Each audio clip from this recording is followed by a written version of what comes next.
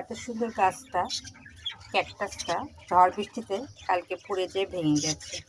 দেখুন, টবটা ছিল খুব সুন্দর, খুব বড় জায়গায় লাগিয়েছিলাম, কিন্তু উপর থেকে পড়ে আমার ক্যাকটাসের পুরা গাছটাই দেখুন নড়ে গেছে।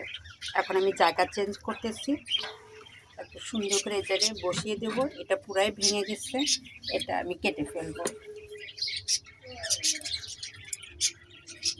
কেটে এর সঙ্গে লাগিয়ে দেবো।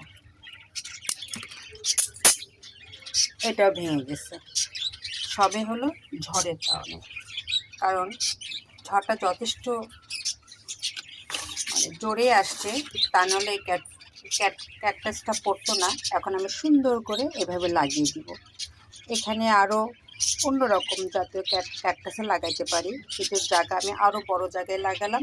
এর জন্যই বলতেছি যে আসলে যে কোনো জিনিসই যতই মজবুতভাবে লাগান না কেন, ঝড় আসলে ভেঙে যাবে।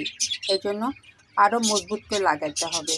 আর এই গাছটা আমি আরও বড় জায়গায় লাগালাম, আরও মজবুত করে, যাতে ঝড় আসলে এটা নিজেকে রক্ষা করতে পারে।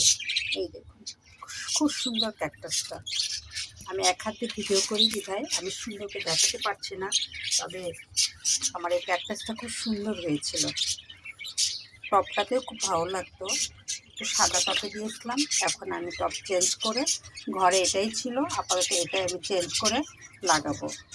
এই সবে আমার ঝড় বৃষ্টির কারণে এই ক্ষতিটা হলো।